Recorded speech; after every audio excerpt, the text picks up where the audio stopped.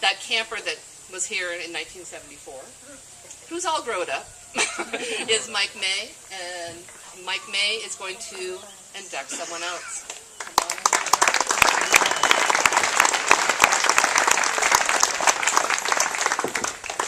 Thank you very much. This is such a hallowed spot. It's amazing to me. 48 years ago, I came up here for the first time, and it's so much the same. It's just different people, different relationships, and so many people have influenced this.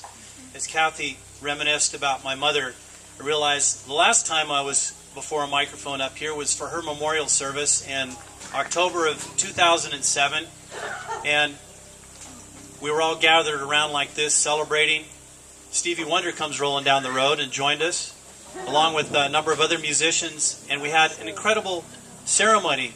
And if Stevie was here, I'm sure he'd say, "Feel the love." I mean, you can. It's in the air, right? You reach out, and you can get handfuls of it. Amazing stuff happened over the years. I want to talk about somebody who was a bit different of a character, and that was our caretaker from 1975 for about 20 years, Cinto Sola, with 2 I's, S-I-I-N-T-O. Well, Cinto, it's not exactly like Cynthia and John. I mean, he had a different kind of demeanor, and I think he was proud of the fact that every counselor would say, you know, he made me cry. Because he was kind of he was the iron fist, and of course we know sayings that he was famous for, like tables are for glasses, not for asses.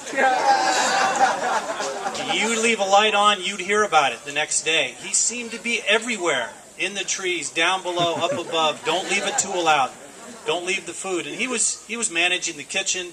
He was dealing with all of the maintenance stuff. Various helpers, but he was really running the show and did an amazing job. Sola came also from an army background, as you might gather. So that was just his style, but the truth is he was a big bear. He had a heart as big as he was, and made a big difference in a lot of people's lives, because he was here to support that concept of independence. And he might be the one telling you to turn the lights off because he wanted to save energy and save money, but in the end, he was supporting independence. By the way, he was a paratrooper in World War II, and he gave me his wings from his first parachuting experience after I did a parachuting jump in 1983. He was, you know, those guys who are the cooks, they're the ones in there first. They got to set up camp before the rest of the guys show up. So I thought of, there's many stories about Sola, but he would be wanting us to get to lunch and not be late. So in deference to Sola, I won't tell you too many of them. There was another caretaker I met when I did a short stint at a camp up in Northeast California with Brian, and there was a caretaker named Jack.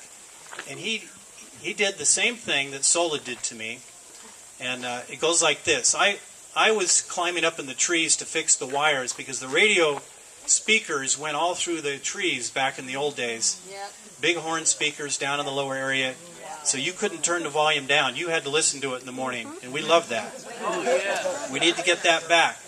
So I would be climbing up in those trees, fixing the wires, and I was a little nervous about borrowing a ladder or taking some tool or doing something. You know, this is Sola's domain. And I didn't realize that he watched me up in those trees and never said anything. So I was up there one time, and I was shimmying up a tree, and I had a ladder that got me 80% of the way where I needed to get, and I was up above it a little bit more. I had wires in my teeth. I just had to get a little bit further, and I'm thinking, oh man, I don't want to slip and go back down. I got to get this done. I'm up this far. And Sola came up and said something that is really symbolic of what this camp is all about.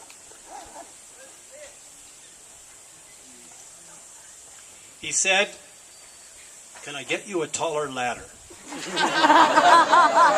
Thank you very much.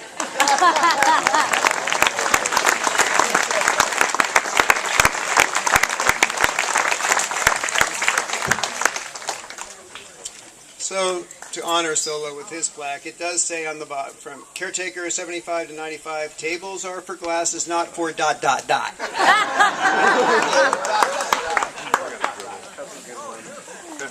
Well, No, Sola passed on back around 95. I mean, he took it all the way to the end.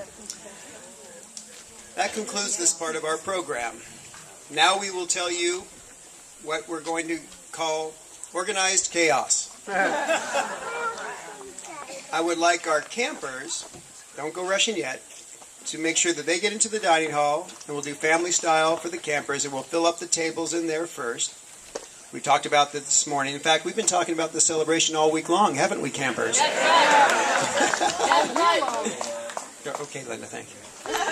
I want to let you know afterwards, about 1:30, I'll come up and do a little bit more of a spiel just in the afternoon. But most importantly, we want you guys to really meet one another, shake some hands, introduce yourselves to each other.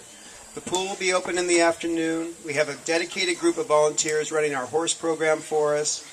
We got some souvenirs. Hope brought up her history photographs and writings that are over by the boat docks. We'll have the boats opened up again. Make yourself comfortable in the afternoon. We really do appreciate you being up here. So right now I would like the campers to go ahead and go inside the dining hall.